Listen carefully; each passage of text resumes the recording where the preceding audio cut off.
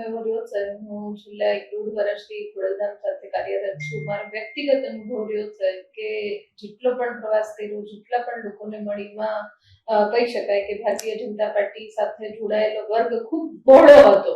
હું પોતે છતાં પણ આટલા વખતના પ્રવાસમાં મને પોતાને સામે એવું નથી જોવા મળ્યું કે ખોડલધામ સંસ્થાને સંપૂર્ણપણે ભારતીય જનતા પાર્ટીના લોકો દ્વારા કેપ્ચર કરવામાં આવે કે કોંગ્રેસ પાર્ટીના કોઈ કાર્યકર્તાઓ આગળ આવીને એમ કે બેન તમે કોંગ્રેસના છો તો અમારો સમાવેશ કરો. આવા કોઈ જ અનુભવ નથી થયા. એટલે હું બહુ શ્યોરિટી સાથે કહું છું કે પોલિટિક્સનો ટાઈમ અને મીડિયાના પરસેપ્શનની વાતો એ એકચ્યુઅલ એક્ટિવિટી અને એકચ્યુઅલ ફેક્ટ થી ઘણું બધું અંશે દૂર હોતું હોય છે, મારો વ્યક્તિગત અનુભવ છે.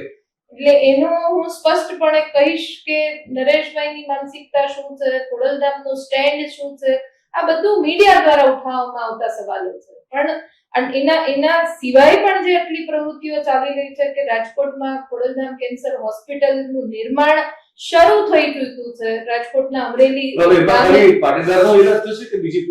બધી જ કોમ્યુનિટી માટે આ હોસ્પિટલમાં સૌરાષ્ટ્રના નહીં, ટાટા કેન્સર હોસ્પિટલ દ્વારા એના નેજા હેઠળ કે એના ઓબ્ઝર્વેશનમાં હોસ્પિટલ તૈયાર થઈ રહી છે.